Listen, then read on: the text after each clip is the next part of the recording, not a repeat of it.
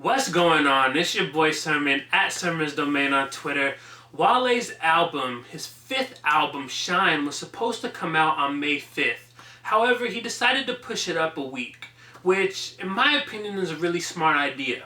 May 5th, there's a few heavy hitters on there. Logic is dropping, Chris Stapleton, and then a few others. And so, pushing his album up to April 28th gave Wale the biggest high-profile release, in hip-hop. So I think that was a smart decision for Wale to do, and it's something that his fans weren't expecting, so they're probably very excited about that. Shine stands for Still Here, Ignoring Negative Energy. It's something that is reflected well in the music, but unfortunately Wale's Twitter feed hasn't gotten the message yet. I was worried going into Shine because the singles, they weren't really hitting me. I listened to all the singles, I believe there was a total of 4 of them, and none of them were sounding good to me.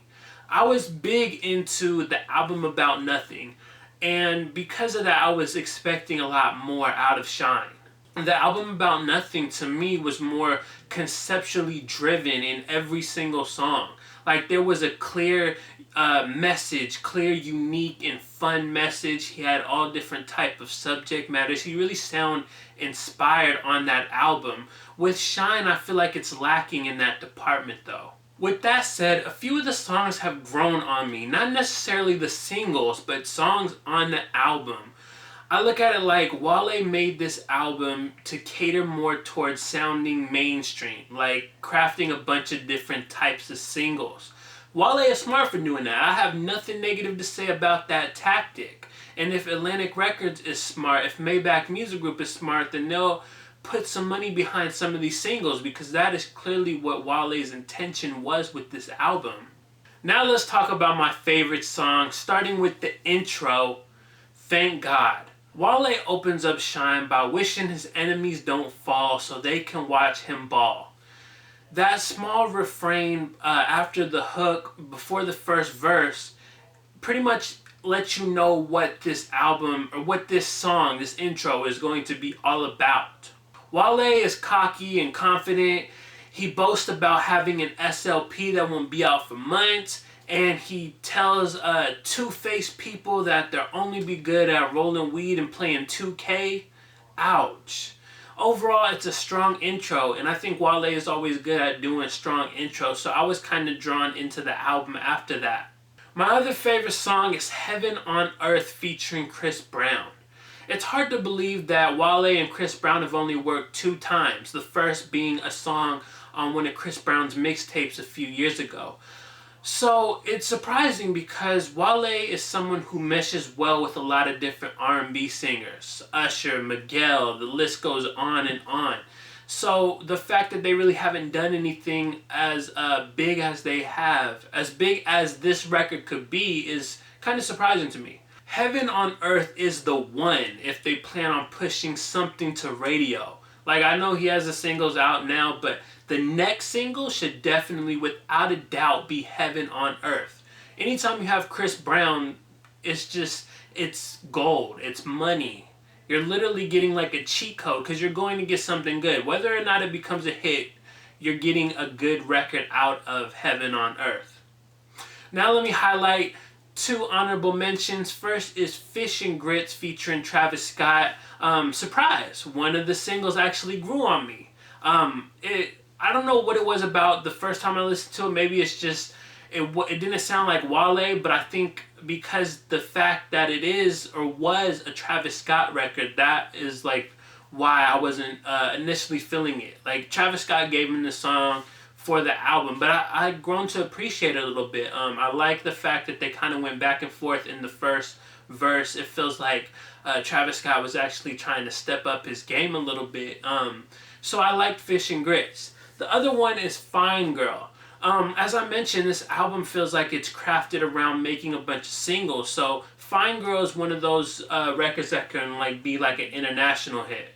I feel like there's a couple on here, and I might not like every song on the album, but I am smart enough to know when I can hear something that potentially could be a hit, if given the right push. Now let me talk about my least favorite songs, Running Back featuring Lil Wayne. I already extensively talked about this in a video prior to the review, but for the sake of adding it to this list, I had to talk about it. Watching Lil Wayne or hearing Lil Wayne on this song is like watching Terry Funk wrestle anytime after 2000. It's like he's a legend. We've grown and appreciated what he's done for the business, but you know you're not getting anything special. You're not getting anything of value.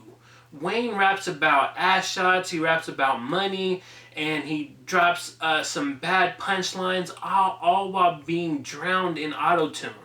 And so I asked myself as I listened to this record more and more, would I like this record a lot more if Wayne wasn't on it? And I think the conclusion I came to was no. I don't really like Wale's part either. I can respect it because I get what he was trying to go for, but it's just not the sound that I enjoyed. It's not the sound that I go for. But I can see why a lot of people like it. I am just not one of those people. The other record that was one of my least favorites is Columbia Heights featuring BALVIN.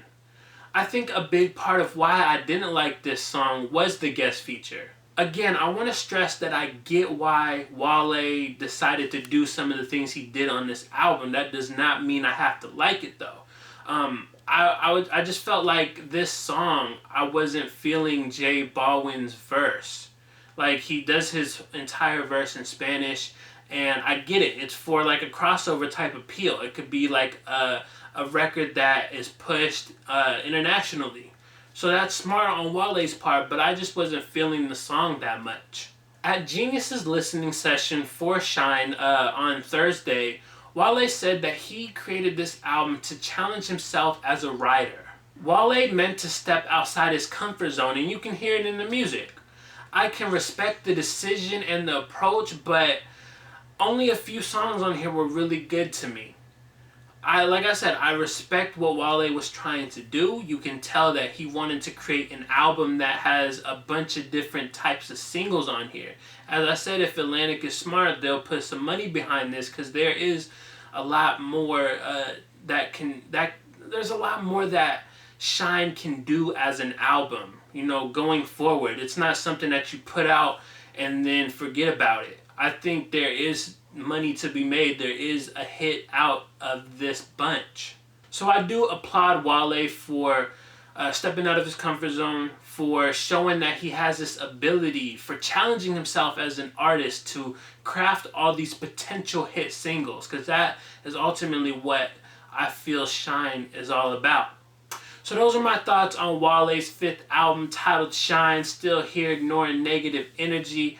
Let me know what you think about the album in the comment section below. Is this an album you're feeling?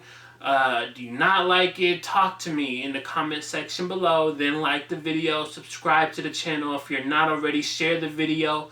Follow me on Twitter at SermonsDomain. And as always, thank you for your time. I appreciate you for watching. And until next time, peace.